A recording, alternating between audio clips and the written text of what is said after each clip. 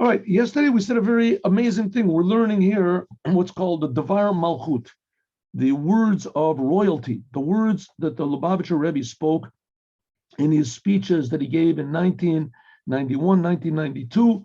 As I said, shortly before he had a stroke, which rendered him paralyzed and he couldn't speak.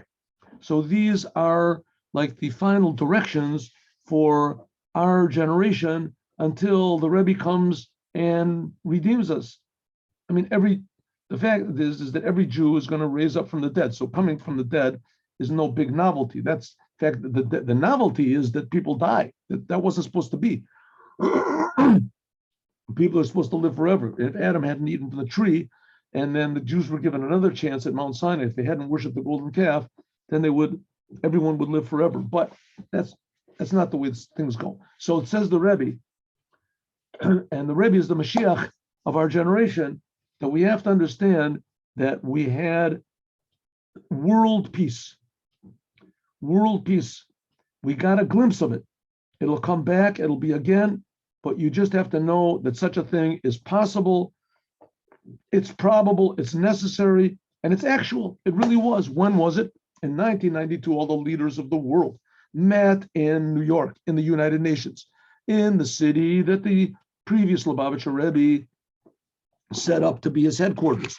And they decided, like one person with one heart, that there was going to be peace in the world. And there was not going to be any more production of weapons of war. And that instead they're going to divert all this money to bettering the world, improving mankind, educating everyone, providing the basic necessities for everyone so that they'll be free from worry and free from disease. There won't be any more disease, and they'll be free from disease, and they'll be free from famine and war. All these things that exactly the things the Moshiach are supposed to do. Says the Rebbe, why did they decide this? Is because this is under the influence of the previous Lubavitcher Rebbe, whether they know it or not. And that's why it was in the city of the Lubavitcher Rebbe, and that previous Lubavitcher Rebbe, and Lubavitcher Rebbe now also in near the building of 770 in New York, in the city of New York, near the 770, the headquarters of Chabad, which the headquarters of Chabad is what's called the house, the Holy Temple, which is outside of Israel, Beit Rabbeinu Shabbavel. And that's why it was there. And that's why it happened in the month that the previous Lubavitcher Rebbe finished his work in this world. And that same month that the present Lubavitcher Rebbe took over, the month of Shvat. And it's all a hint that this is all the work of the Mashiach. It says the Rebbe a very interesting thing.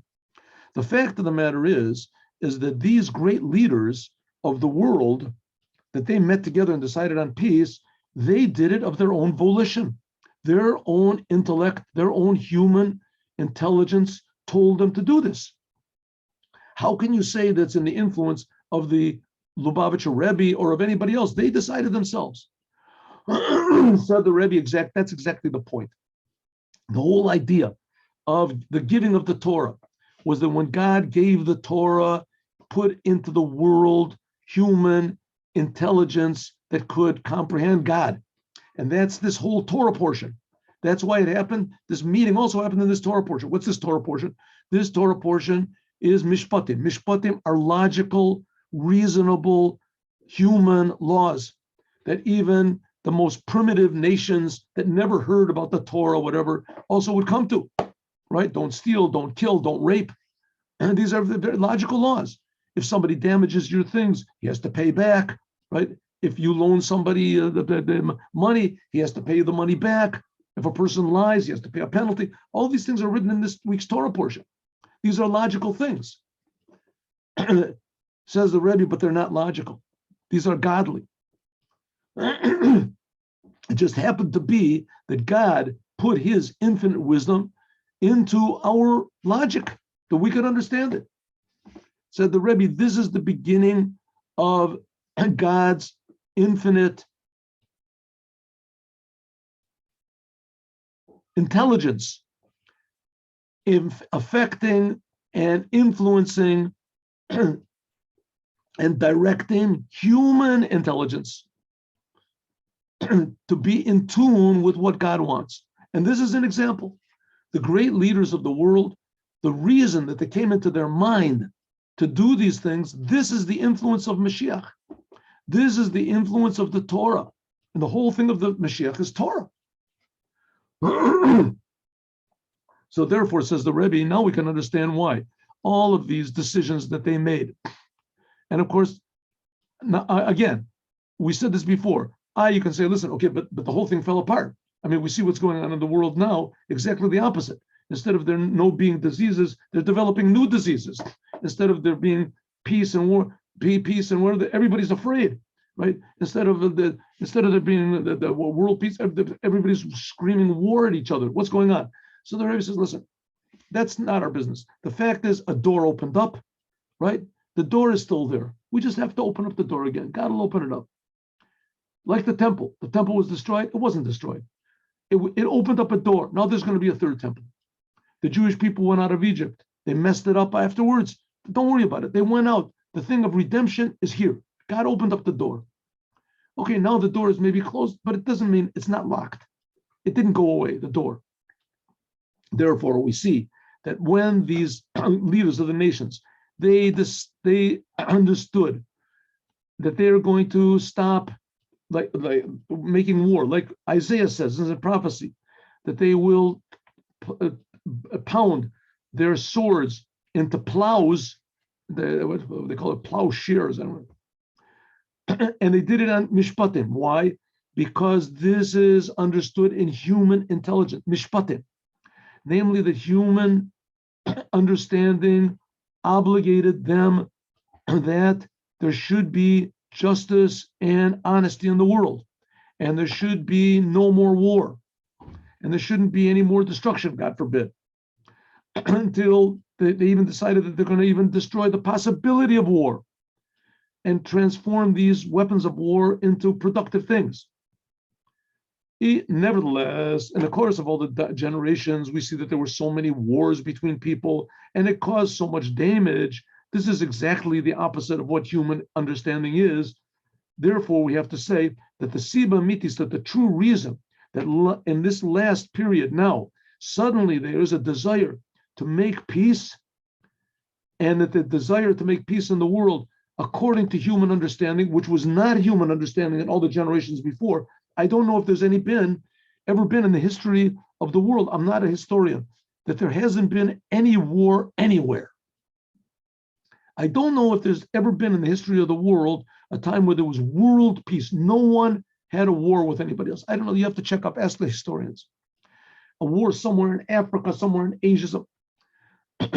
All of a sudden they decided that now there's going to be peace and unity.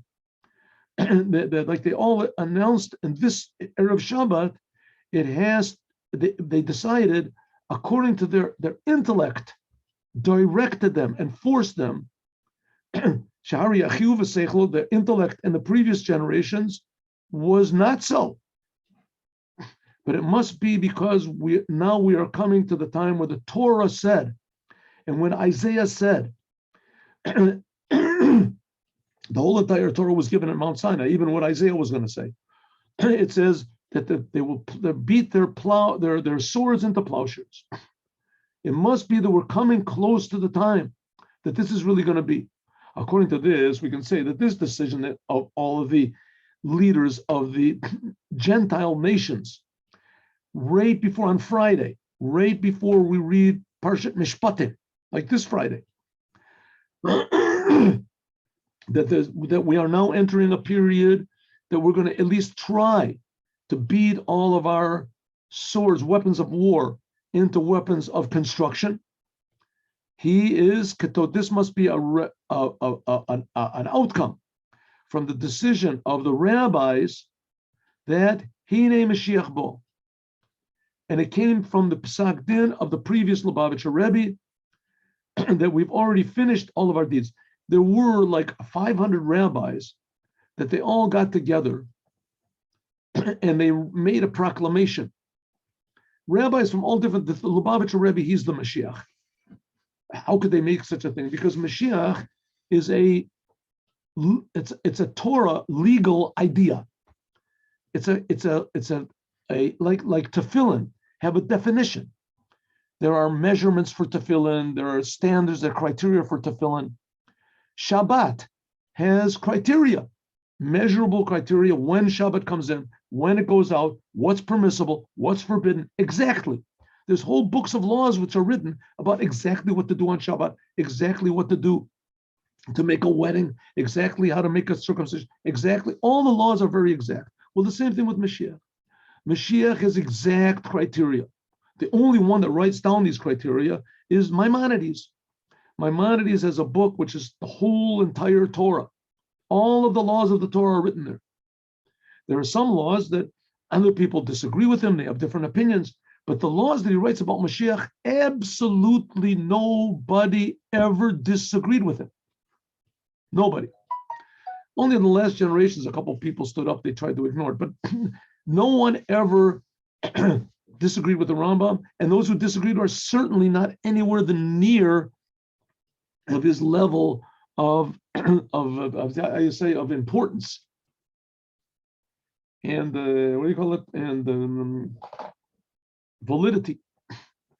In any case, the qualifications of Mashiach are written down in the Torah. The Rambam says every Jew must believe this and must be waiting for this person. If you just believe that there is such a thing and you're not waiting for him, says the Rambam, you deny the whole entire Torah. Well, the Lubavitcher Rebbe had all these qualifications, and he still does.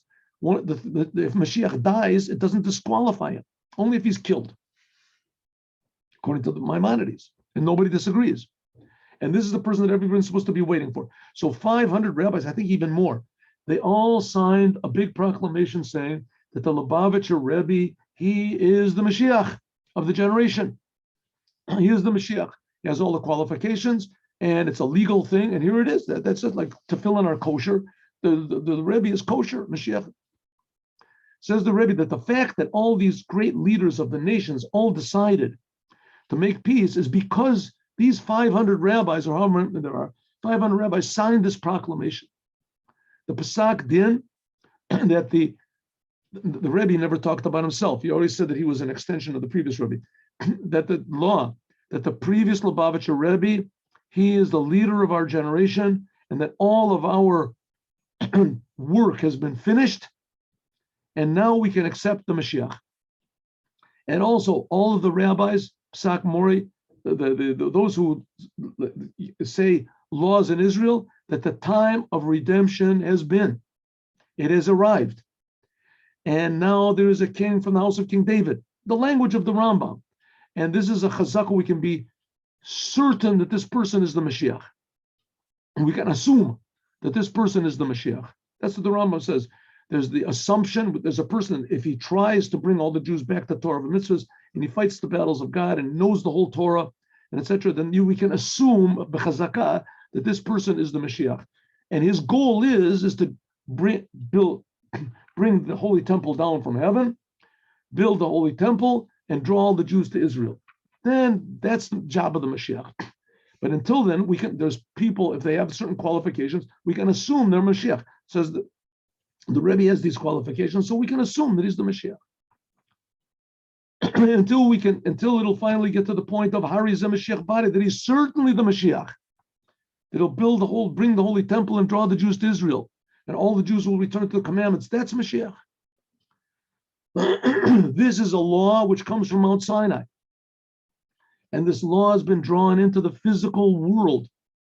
Ad kedei kach, to the degree that even the leaders of the non-Jewish nations, they all decided and they all announced from their own free will and of their own intellect and in their own courts and in the United Nations that has the international law, that they said now has reached the time of that Isaiah prophesied that there will be no more war, that everyone is transforming, pounding their weapons of war into weapons of agriculture, produce, productivity.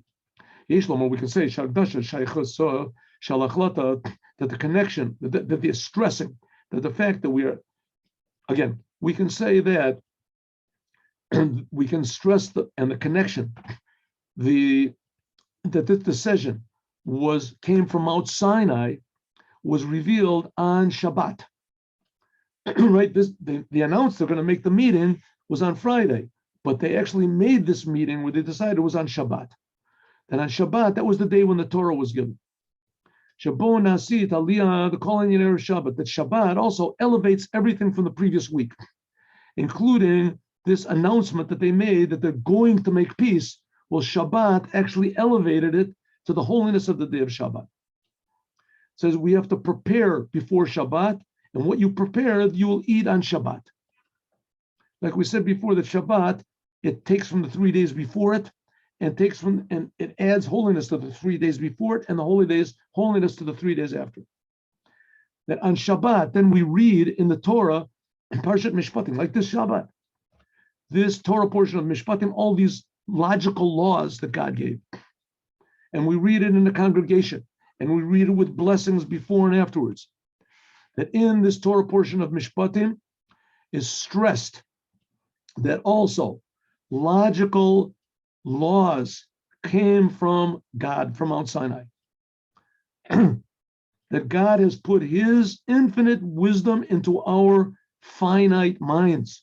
The Alter Rebbe says similarly in our case that the announcement of the leaders of the world that they are going to pound all of their weapons of war into weapons of construction. And this is according to their own logic. They're doing it. It's not religious reasons or they want to go to heaven. They just want to make this world a better place. They want there to be productivity. I mean, human beings have so much potential. And all the time that they're at each other's throats, or they're worried or they're afraid, they can never express this potential. And if there is peace in the world and productivity and harmony, then every human being can express this incredible potential that they have. Incredible potential. I mean, I don't want to keep stressing it, but I think it's very important. When in America they brought the blacks over from Africa, so they thought they were like animals. They treated them like animals, and they didn't give them a chance to do anything else except be animals. So they figured they were animals. As soon as the blacks, they gave them a little bit of an opportunity to educate themselves. All of a sudden, they decided that there was amazing geniuses. They discovered that there were people that were equal in some ways superior, right, to every other normal person. I mean, there's dummies also in every race.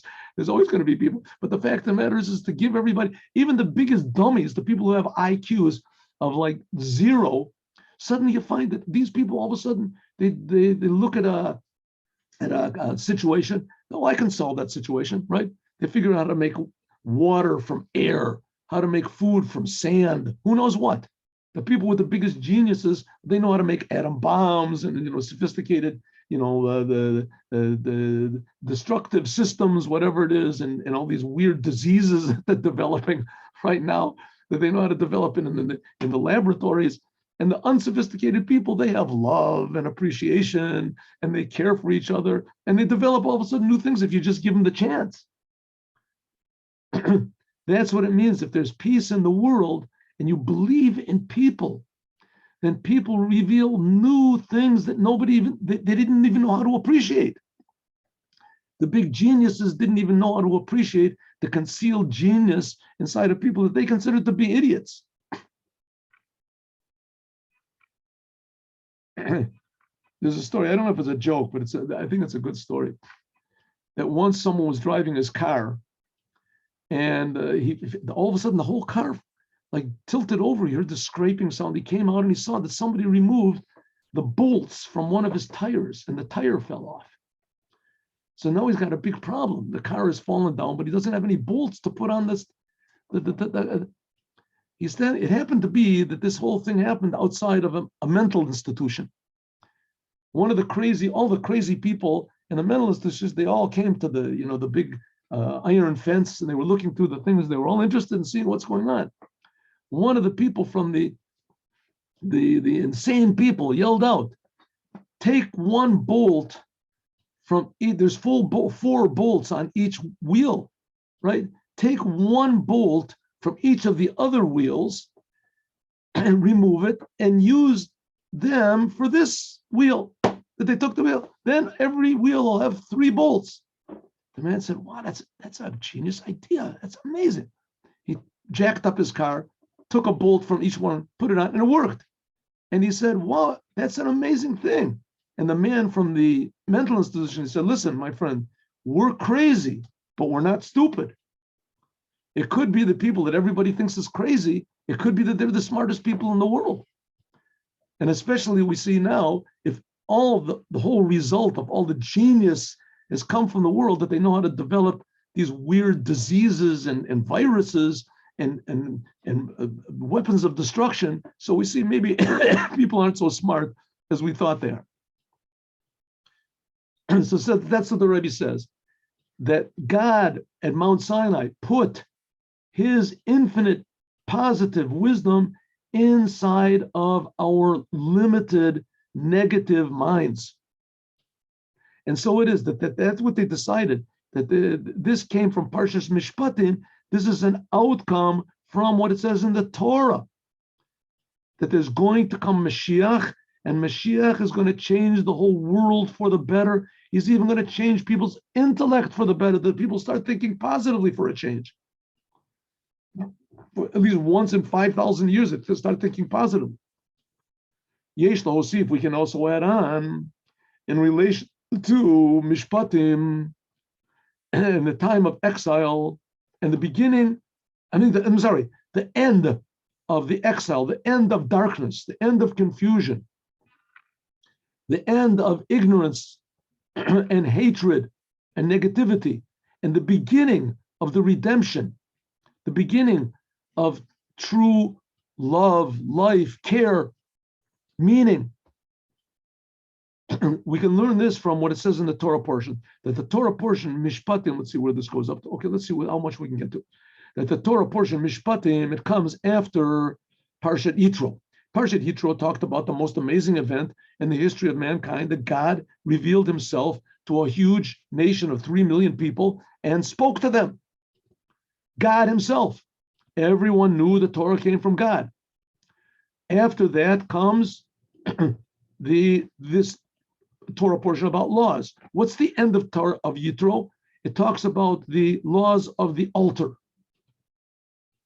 The altar, remember, we didn't learn it last week because we didn't have time, but it talks about the altar, that you're not allowed to make steps going up to the altar. It has to be a ramp, etc. You can't hew it out with metal, gazit.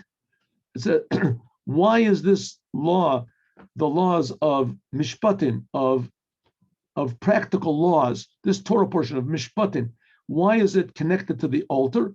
To tell you that you have to put the Sanhedrin, the great court, has to be in the holy temple where the altar is. And this is hinted at in the whole idea of Ashiva Shoftenu Shoftaya Karishona. What it says in Isaiah, that I am going to return the judges like they were in the beginning. That the Sanhedrin, the court, that's one of the big things Mashiach is going to do. He's going to bring back the court, the judicial court, to the Lishkat HaGazi, to the courtyard of the Holy Temple, the third Holy Temple. One of the main things of Mashiach is law and order. He's going to reinstate the Sanhedrin. Alder says, and the Emshech also in the Torah portion, I will bring you to the place that I have prepared. The place is already in front of you. This is one of the places where it says that the spiritual holy temple, the heavenly holy temple, is corresponding to the physical holy temple in this world. God says, I have my temple that is never destroyed. Number one, the laws are going to come back, and they're going to come back when Mashiach builds the temple. The holy court, the great court will come. Number two, in Mishpatim, after that, next week's Torah portion is going to be Truma. What's Truma? Truma talks about building the commandment of building the tabernacle. The tabernacle was the I didn't say the vanguard, the beginning for the holy temple. In fact, the tabernacle was called the holy temple. So mikdash. This refers to making the tabernacle, but also according to the same principles was the first temple and the second temple, and the main thing is the third temple, which is, that's what it says, mikdash Hashem kononecha, that God is going to make it himself. Between Parshat Yitro, where it talks about God revealing himself to the Jews and building the altar, and Mishpatim, talking about the judicial court, the Sanhedrin, and logical laws which dictate and direct our day-to-day life, and the in between, right? Okay, so we have three Torah portions in a row. Yitro talks about the giving of the Torah and the tabernacle. Then there comes the laws, Mishpatim. Then there comes the building of the temple, the tabernacle. That's next week's Torah portion. This comes to teach us that all of these topics of the future redemption, namely the third temple, the altar, and the Sanhedrin, the great court, in these three Torah portions, Yitro and Truma, they are all in a way of Mishpatim. What does it mean, Mishpatim? It'll be understood logically. It won't be that we're walking in a world that we're just strangers walking in this heavenly thing that we just knocks out our understanding. We all become zombies. Exactly the opposite. That this will really activate our intellect, the Seichel Adam, the intellect of man. It's like if you could give Isaac Newton some sort of a pill, and suddenly he would understand the whole ocean of knowledge of physics, mathematics that he was longing for. Here we're talking about infinitely more so, that every human being in the world will be able to understand to different degrees God. And we see that this already happened. It already was in the world, that the world on itself announced that the time of redemption has come. So that's what the Rebbe is saying. The Sanhedrin was already here. The altar was already here. The Torah was already given. The redemption already occurred. And now these great leaders of the world all got together and they announced peace. Peace already also was. And it was according to human logic. That also was. What God wanted went even into the minds, the logic, the reason of the leaders of the world. And this is the main thing of Mashiach, that the whole world is going to change, including human intellect, for the better, for good. The world will become holy. That will continue, God willing, tomorrow to understand this amazing, amazing, amazing lesson. And now let's learn the Yom Yom.